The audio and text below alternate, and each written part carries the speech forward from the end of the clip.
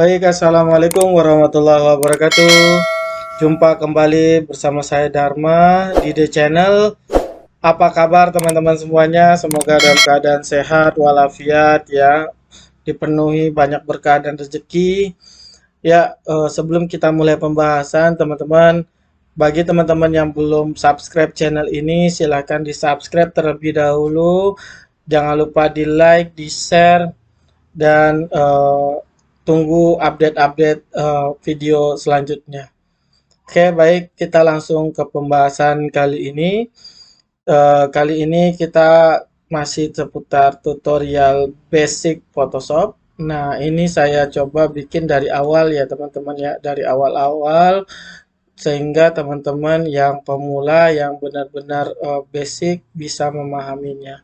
Nah, seperti bagaimana cara saya juga belajar. Nah, pertama kita akan belajar pada video ini bagaimana menentukan kanvas kerja dan memilih kanvas kerja atau area kerja yang kita atau dokumen kerja yang kita butuhkan sesuai dengan eh, yang akan kita bikin seperti itu. Nah, untuk membuat area kerja baru atau kanvas kerja baru, teman-teman bisa melakukan seperti biasa, itu terus buka menu file, terus new. Nah, kita akan coba pelajari ini bagaimana cara settingnya. Nah, pada bagian new ini teman-teman bisa isi nama apa namanya nama nama name kerjanya gitu, maksudnya nama project yang apa yang akan teman-teman kerjakan. Nah, ini nama ini bisa ditentukan di awal atau ditentukan di akhir nanti ketika teman-teman melakukan save. Nah, tapi di sini saya akan coba setting di awal. Misalnya contoh satu. Nah, bagian present ini adalah bagian yang teman-teman gunakan untuk menentukan bidang kerja atau area kerja atau kanvas kerja yang teman-teman ingin bikin seperti itu. Pertama, teman-teman bisa setting ini dalam beberapa satuan. Yang pertama itu ada pixel, terus dalam satuan inci, dalam satuan sentimeter, satuan milimeter, poin, pikas, kolom. Dan memang yang umum digunakan itu biasanya pixel, inci, sentimeter, sama milimeter. Nah, untuk present sendiri, teman-teman itu Photoshop menyediakan beberapa pengaturan umum gitu yang dapat teman-teman gunakan. Yang pertama itu adalah default Photoshop. Nah, ini pengaturan awalnya. Dia akan menggunakan sentimeter dengan resolusi 28,346. Untuk ininya pixel per sentimeter. Nah, menggunakan 8 bit ya, teman-teman. Nah, terus juga ada US paper ini kalau teman-teman menggunakan biasanya itu hanya tampil untuk satuan yang digunakan biasanya di US ya. Nah, itu letter, legal, sama tabloid ya, seperti itu. Nah, yang umum digunakan adalah international paper. International paper ini teman-teman bisa gunakan cepat ya buat kebutuhan brosur, kebutuhan pamflet, kebutuhan poster, dan lain-lain gitu. Untuk ukuran paling besarnya itu ada di A4. Nah, khusus untuk pengaturan A3, teman-teman harus tahu dulu tuh ukuran A3 itu ada dua jenis. Ada yang A3 standar, ada yang A3 plus. Nah, untuk ukuran A3 standar itu sebaiknya kalau teman-teman mau menggunakan untuk dicetak nantinya ya, bahwasanya ini akan dicetak, teman-teman maksimalkan saja. Biasanya area kerja untuk apa kertas yang digunakan untuk mencetak file itu adalah A3 plus. A3 plus itu biasanya itu ada di weight-nya itu 32 sama 48,6.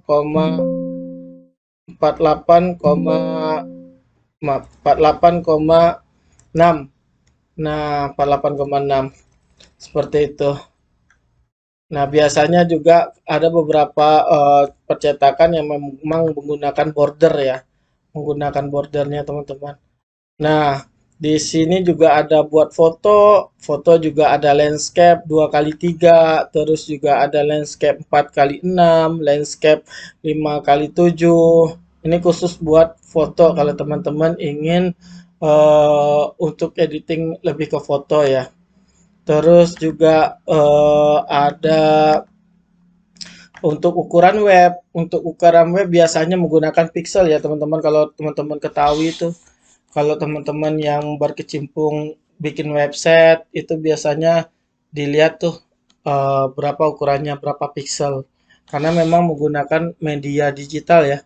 Nah, inilah kalau misalnya teman-teman ini yang harus diperhatikan. Kalau teman-teman ingin dicetak, sebaiknya menggunakan pixel dengan DPI atau resolusi yang tinggi. Kalau misalnya hanya kebutuhan dilihat di apa namanya media digital seperti laptop, handphone, itu cukup menggunakan resolusi 72 dpi standar sama pixel seperti itu, satuan pixel.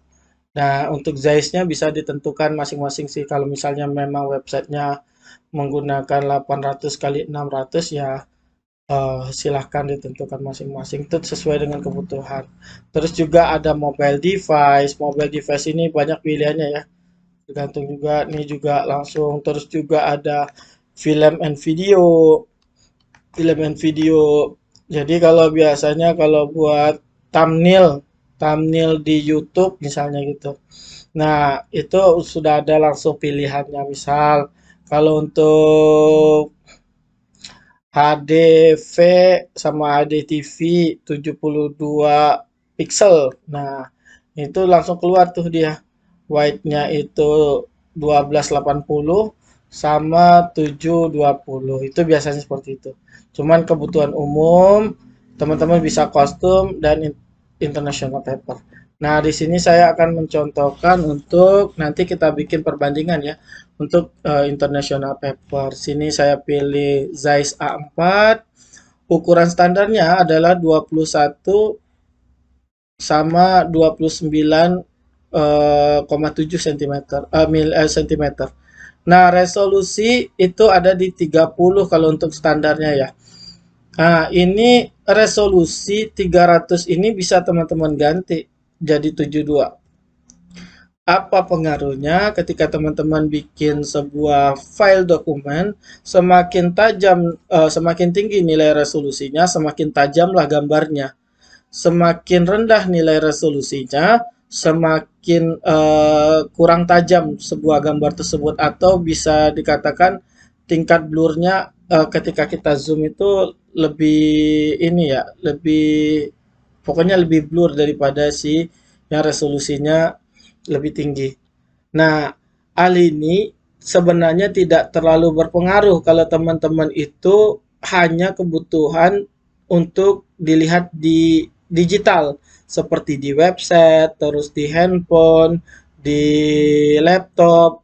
Nah, 72 dan 300 ini tidak ada pengaruhnya. Baik dipasang untuk di sosial media itu nggak terlalu berpengaruh teman-teman. Gambar yang terlihat juga akan sama tajamnya. Nah, akan tetapi berpengaruh untuk hasil cetak nih. Jika misalnya teman-teman ini bikin untuk dicetak, misalnya taruhlah bikin brosur untuk dicetak, sebaiknya memang menggunakan resolusi yang lebih tinggi. Standarnya memang 300, jangan di bawah 300. Karena apa? Hasil cetaknya akan mempengaruhi teman-teman ketajaman dari eh, gambar yang dihasilkan pada saat dicetak. Nah, semakin tinggi resolusi atau DPI-nya, semakin tajam gambar yang dicetak. Ya, lebih kurang seperti itu untuk hitungan resolusi. Nah, karena memang ini secara digital, ya saya tidak contohkan untuk sama saja sih resolusinya.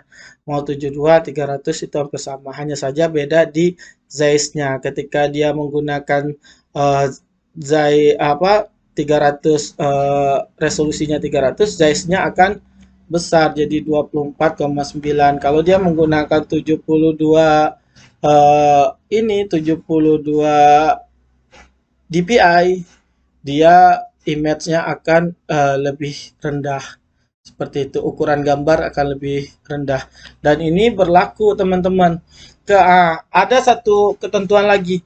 Kalau teman-teman itu butuh dalam ukuran masih A4, A3, A5, A6, ya ukurannya nggak terlalu besar lah untuk ukuran poster, itu sebaiknya menggunakan resolusi 300 untuk settingnya. Tapi kalau untuk ukuran spanduk yang dilihat dari jarak jauh, sebaiknya menggunakan resolusi 72 karena nanti pada saat teman-teman itu datang ke percetakan, mereka juga akan setting 72, kadang-kadang 150, kadang-kadang juga 82 tergantung mesinnya mereka. Pada dasarnya eh, karena ini adalah satuannya DPI, resolusi itu adalah dot per inch.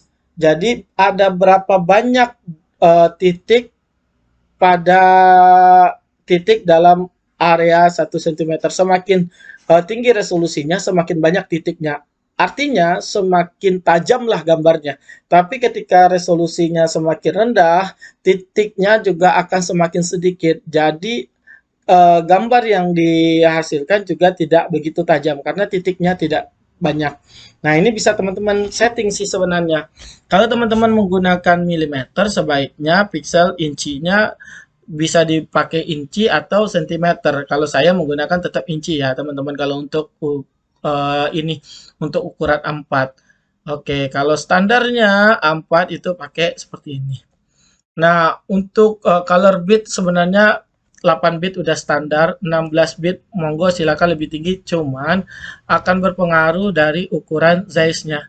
Sebenarnya bagus sih kalau teman-teman punya apa namanya ya hardware atau laptop yang memang atau PC yang pengolahan digitalnya lebih eh, bagus ya, maksudnya speknya lebih tinggi seperti itu nggak jadi masalah.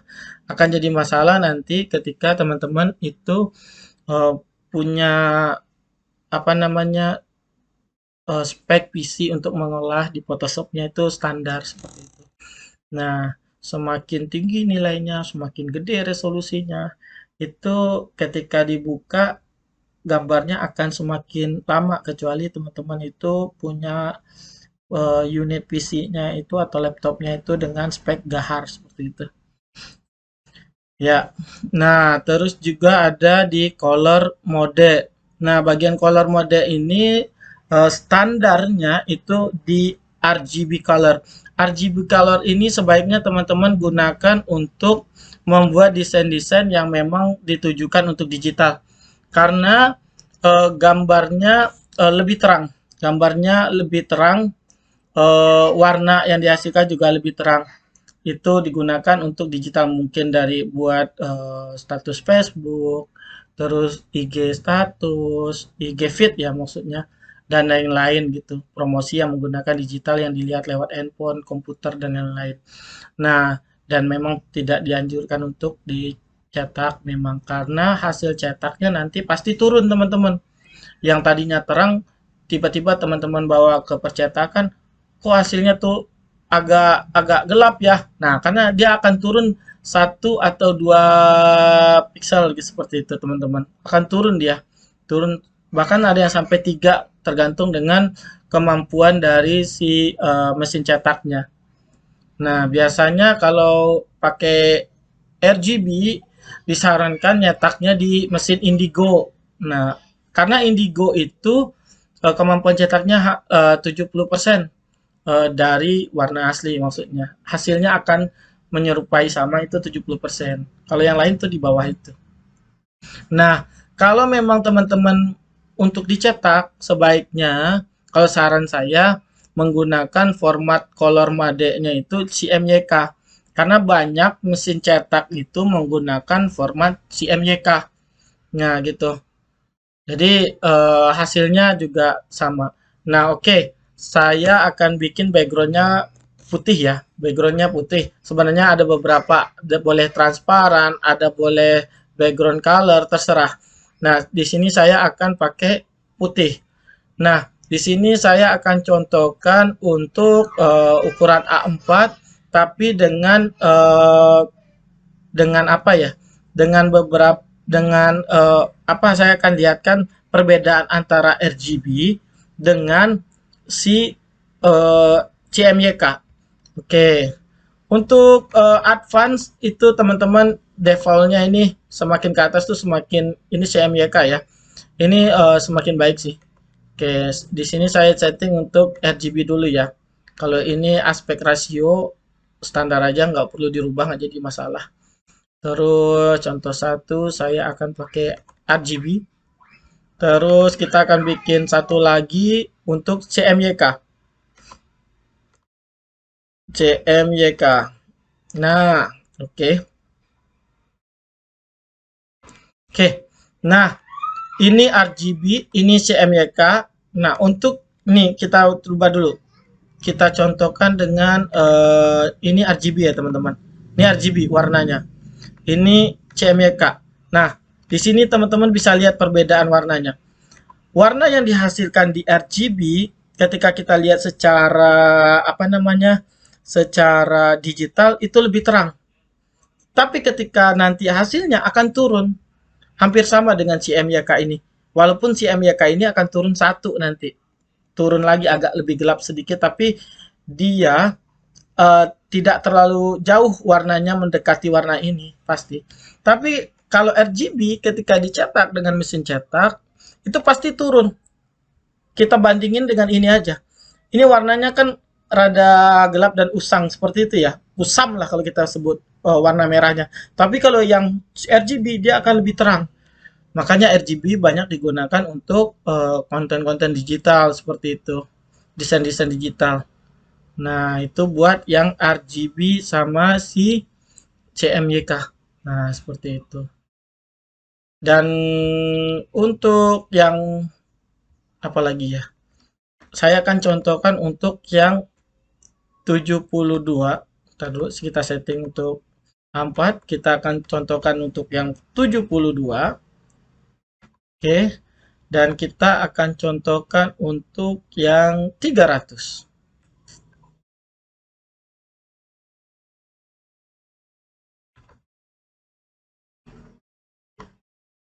Oke, contohkan untuk yang 300. Oke ya. Saya akan bikin kata di sini. Aku baru bukan deh, di channel aja. Saya akan import gambar ya. Saya akan import gambar teman-teman. Mudah-mudahan ada gambar apa ya gambarnya ya. Oke, saya akan ambil di channel. Oke. Nah, saya akan ngambil gambar di channel.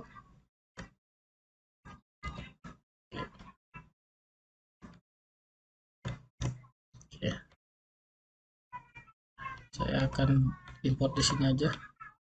Oke. Oke. Nah, kelihatan kan teman-teman? Ketika yang 72 dpi, teman-teman tarik ke 300, itu akan berubah size-nya nih. Akan berubah size-nya kan? Jadi teman-teman harus menyesuaikan lagi. Nah, hal ini akan berpengaruh ketika dicetak saja sih teman-teman. Nah, kalau teman-teman save nih. Kita contoh ya, misalnya ini yang 72 JPEG. Oke. Ini yang berapa sih tadi? Oh, itu yang 300 ya. Ini yang 72 berarti. Ini saya rubah dulu deh. Ini dulu deh. Ini 300. Oke. Oke, ini yang 300. Ini yang 72.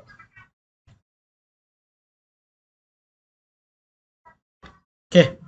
Nah, kalau kita lihat hasilnya, contoh ya. Nah, kalau kita lihat hasilnya secara digital, nah, ini yang 300 dpi, ini yang 700 dpi. Tidak ada bedanya. Tidak ada bedanya. Sama kalau dilihat secara digitalnya. Tapi akan berbeda ketika ini dicetak. Nah, seperti itu teman-teman. 72 dpi ini akan lebih ngeblur gitu. Gimana cara saya menunjukkannya? Nah, walaupun di zoom gitu ya, seperti itu. Ini 72, kita buka yang 300, di zoom gitu. Gak ada bedanya tuh teman-teman. Gak ada bedanya. Hanya perbedaannya ketika dicetak. Oke, di video selanjutnya nanti kita akan coba lihat hasil cetaknya ya teman-teman. Gitu. Nanti kita akan lihat hasil cetaknya. Di video selanjutnya saya akan menerangkan di hasil cetaknya. Jadi sehingga teman-teman bisa menentukan nih bagaimana eh, memilih kanvas kerja, menentukan apa namanya dokumen baru untuk keperluan teman-teman. Ya kalau misalnya digital ya gunakanlah yang enggak mau 72 mau ini. Kalau 72 kan size-nya lebih kecil ya teman-teman. Tapi dilihat secara digitalnya sama saja. Tapi kalau untuk keperluan cetak please banget di 300 karena memang kalau di bawah itu gambarnya hasil cetaknya kurang memuaskan. Oke, baik. Nah, sampai di sini dulu video kita teman-teman. Nanti di video selanjutnya saya akan apa namanya sharing kepada teman-teman bagaimana sih di Photoshop itu kita apa namanya menentukan bikin gambar misalnya contoh nih buat gambar kemasan bagaimana buat gambar kemasan itu 1:1 seperti itu. Nah, akan menjadi sedikit effort karena di apa namanya di Photoshop harus mempunyai beberapa trik gitu. Nah, ke depan kita akan seperti itu.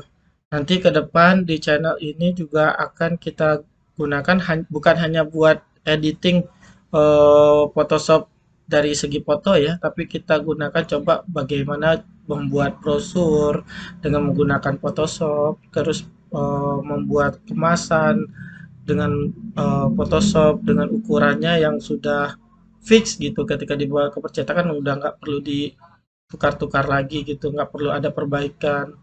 Jadi teman-temannya nggak dua kali effort. Itu sih teman-teman. Terima kasih banyak yang sudah mau mendengarkan. Mungkin di video ini agak belibet ya bahasa saya. Ke depan kita coba perbaiki lagi. Dan terima kasih banyak. Jangan lupa dukung channel ini. Semoga kita dapat berbagi satu sama lain. Silahkan komentar kalau mau ada pertanyaan ataupun ada apa namanya ya tambahan. Ya silahkan. Saya tutup. Terima kasih banyak. Selamat bekerja, selamat berjuang, selamat belajar buat teman-teman semuanya. Sampai jumpa. Assalamualaikum warahmatullahi wabarakatuh.